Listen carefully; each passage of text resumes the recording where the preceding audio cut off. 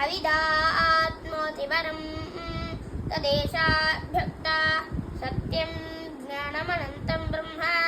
यो वेद निहितं गुहायां परमे व्योमन्नाश्नुते सर्वान् कामान् सः ब्रह्मणा विपश्चितेति तस्माद्वा एतस्मादात्मनः आकाशः सम्भूतः आकाशात् वायुः वायुरग्निः अग्निरापः अप्यः पृथिवी पृथिव्या ओषधयः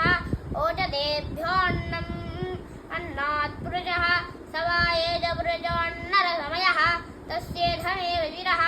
अयं दक्षिणपक्षः अयमुत्तरपक्षः अयमात्मा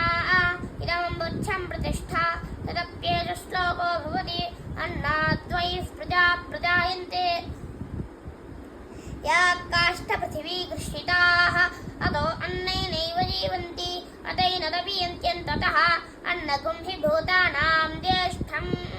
तस्मात् सर्वजलमुच्यते सर्वं एतेन्नवाप्नुवन्ति एन्नं ब्रह्मोपासते अन्नगुं हि भूतानां ज्येष्ठम्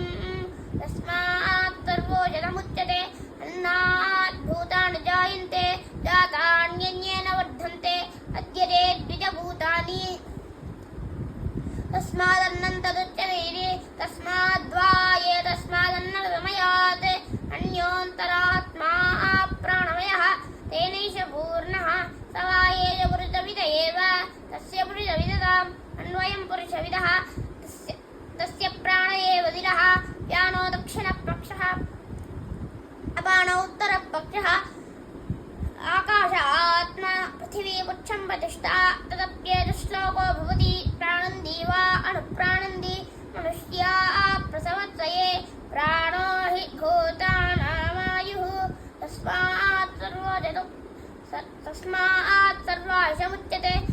सर्वमेव आयुर्यन्ति ये प्राणं ब्रह्मोपासते प्राणो हि भूतानामायुः तस्मात् सर्वायुषमुच्यते इति तस्माद्वा तस्येष एव शारीर आत्मा यः पूर्वस्य तस्माद्वा एतस्मात् मनोमयात् प्राणमयात् अन्योऽन्तरात्